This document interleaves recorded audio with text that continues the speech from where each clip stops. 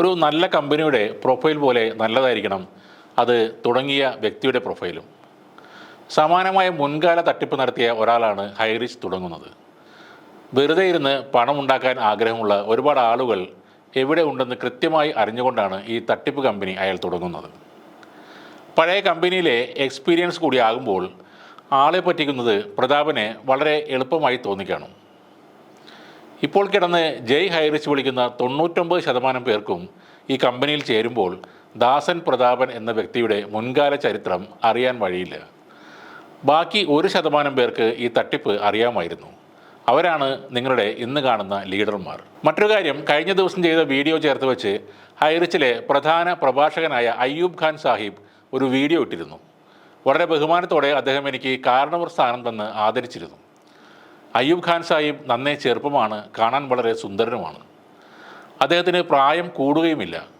അദ്ദേഹത്തിൻ്റെ ബുദ്ധിയും അതുപോലെ മാറ്റമില്ലാത്ത ഒന്നാണ്, അതും അംഗീകരിക്കുന്നു. അയ്യൂബ് സാഹിബ് പറഞ്ഞത് ഹൈറിച്ചിലെ എല്ലാവരെയും മണ്ടന്മാർ എന്ന് വിളിക്കരുത് എന്നാണ്.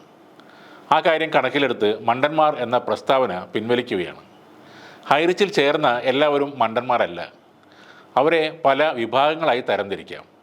ആദ്യം കമ്പനി തുടങ്ങിയവർ, അവർ മണ്ടന്മാരല്ല, അതിബുദ്ധിയുള്ള അസൽ കള്ളന്മാരാണ്.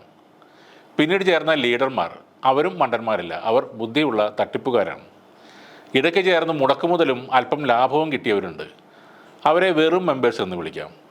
അവസാന റൗണ്ടുകളിൽ ചേർന്ന ലക്ഷക്കണക്കിന് ആളുകളെ മണ്ടന്മാർ എന്ന് തന്നെ വിളിക്കും. അവരാണ് ഈ കമ്പനിക്ക് ഇത്രയും പൈസ ഉണ്ടാക്കി കൊടുത്തത്.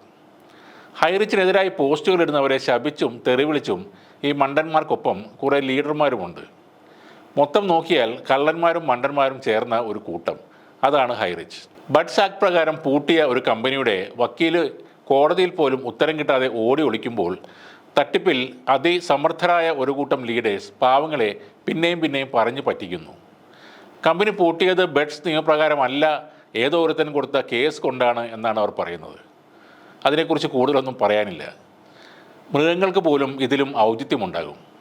ഹൈറിച്ചിൻ്റെ പേരിൽ ബഡ്സ് ആക്ട് ചുമത്തിയിട്ടുണ്ട്. ഇനി ഈ ആക്ട് ഹൈറിച്ചിന് ബാധകമല്ലെങ്കിൽ ഈ വിഷയം കൈകാര്യം ചെയ്യുന്ന കോടതിയിൽ ഒരു അപ്പീൽ കൊടുക്കാം. അത് ജഡ്ജി വരെ പലതവണ പറഞ്ഞതാണ്. ഇതിൻ്റെ കേസ് എടുക്കുന്ന കോടതിയിലാണ് അപ്പീൽ കൊടുക്കേണ്ടതെന്ന്. അത് ഇതുവരെ നടന്നിട്ടില്ല. നിലവിൽ ഹൈറിച്ച് എല്ലാ കേസുകളും പിൻവലിച്ചിരിക്കുന്നു. ഇതിൻ്റെ അർത്ഥം എന്താണെന്ന് മെമ്പേഴ്സിന് മനസ്സിലായില്ലെങ്കിലും അല്പമെങ്കിലും ബുദ്ധിയുള്ള ആളുകൾക്ക് മനസ്സിലായിട്ടുണ്ട്. ഇനി ഈടി വരുന്ന സംഭവം നോക്കാം. അത് നിങ്ങളുടെ സവാളയും ചായപ്പൊടിയും പഞ്ചസാരയും വിൽക്കുന്ന എലിയും പാറ്റയും ഓടി നടക്കുന്ന കുഞ്ഞ് സൂപ്പർ മാർക്കറ്റുകൾ കാണാനല്ല.